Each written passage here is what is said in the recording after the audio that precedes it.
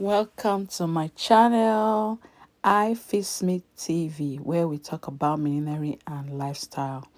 Okay, today we are going to be using this flat bony to create something really beautiful. Okay, these are the tools that we're going to be using to create a beautiful fascinator. Okay, these are just some of the things we are going to be using. The most important one is this pipe, this crinoline pipe. It does a lot. Like, you cannot even imagine what the crinoline pipe can do. And so we are going to be cutting out 6 or 7 strands, okay, from the smallest to the biggest. All right, so this first one that I cut out is 14 inches.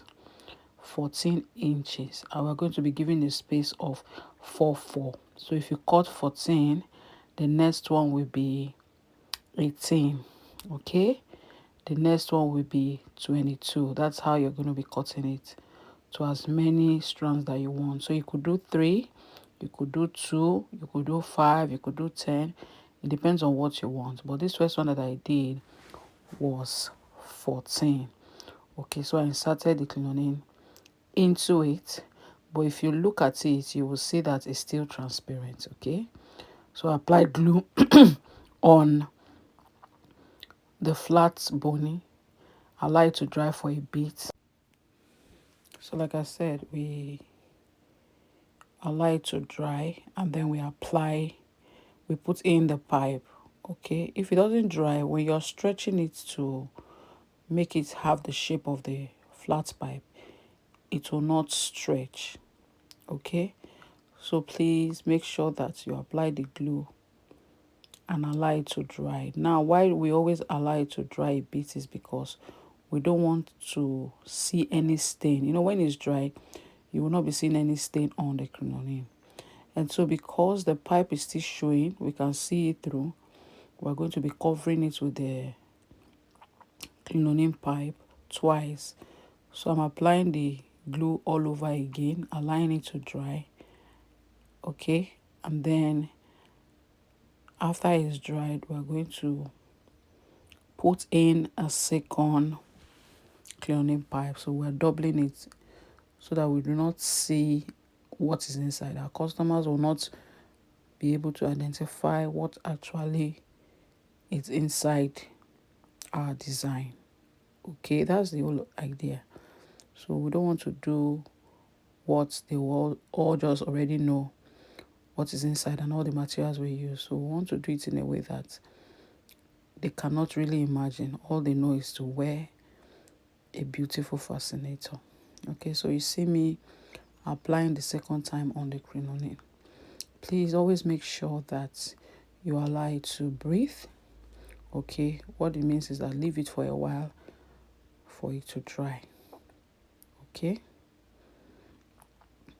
so I'm stretching out the first one because we must make sure that it's flat, you know, getting the shape of the flat bony. And so I'm putting in the second one. Okay, putting in the second one, and then we're going to stretch it out the same way. All right, we're going to stretch it out. So make sure that when you're stretching out, you stretch with enough strength. Why? Because we want the crinoline to be together with the pipe. So here we have it. So that's how we're going to be doing every other one that we're going to be using. Okay, every other one, that's what we're going to be doing. So I told you 14, the next one will be 18. That's how you be going 4. So here we have all that we're going to be using to create a beautiful fascinator. So we'll now join everything together. Okay, we're going to join everything together and make sure they are accurate. So I'm tacking it If you don't want to tack it, you can glue it. I prefer to tack. Okay, you can tie it. It depends on how you're going to hold them together. All right. So why I cut my own is because sometimes when you cut, by the time you're arranging it, it will not balance. So there's an opportunity for you to adjust it. Okay, there's an opportunity for you to adjust it. So I think this technique is far better, and then you can correct any mistake that you do when creating this piece. Okay, so I'm just using my thread and needle to make sure they stay together and it's firm. So it depends on you. When you're trying to sew, you will know when it's firm. Okay, you will know, because by the time you have sewn for a long time, you will see that it's okay, it's firm, so that it will never remove even if they pull it out. All right, so that's how we're going to be sewing and tacking every one of the ring. Okay, we're going to be sewing and tacking it just the way I'm doing it.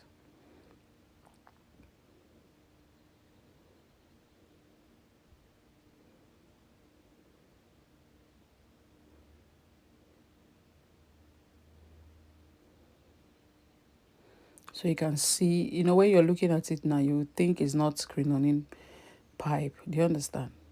But it's actually crinoline pipe. So there's a lot of things crinoline can do for you, and we know that people overlook crinoline, but thank God, millennials have started to appreciate crinoline because it does really, really pretty stuffs. If you know the techniques that you want to use it for. Okay, so finally we've gotten the secret of how cloning can be used. Okay, and here I am teaching a lot of techniques in my 4 weeks cloning masterclass, which has already started to yesterday. Okay, thanks to those who registered. I know that at the end of the 4 weeks cloning class, your mind will be open to different techniques that you can use cloning for. Okay, if you're interested in joining, you can still join in today. Okay, if not, the next batch will be in October. Okay, I'm not sure of the date yet, but if I get the right date, it will be communicated to you guys. So when I checked, we saw that the space did not balance. That means maybe one of it I didn't calculate it well. So what do? That's why I like to cut mine. I'll be able to adjust that one so that everything will balance. Okay, so I cut that one out to balance the other ones. You see? So I'm trying to tack it again. Okay, in a way that the space would be consistent. Okay, we don't want one will be big, the other one will be small. Those kind of thing. We like that when we do fascinator, it must have a pattern. Okay, a fascinator that doesn't have pattern is not appealing to the eyes. So there must always be pattern when creating any fascinator. Okay, so I'm trying to sew as many times as I can to make sure that everything is in place. Okay,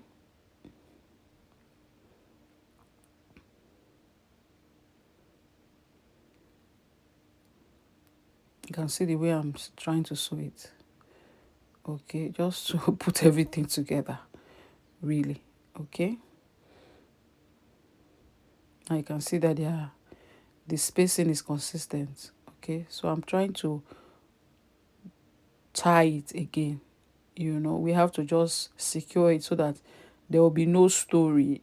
We don't want it that when the customers wears it, it will just come off their head. Okay, so here I have my base, and then at the tail of the other end, I'm tacking all that we have done onto the fascinator base, as you can see. So you tack as many times as possible. Of course, when you're tacking, when it's firm enough, you would know. So when you shake it and it's still dangling, That means it's not firm. You really need to tack it very well. So make sure you tack it very well. And then we have our goose feather. I'm going to be using it on that part where we joined all the flat pipe, right?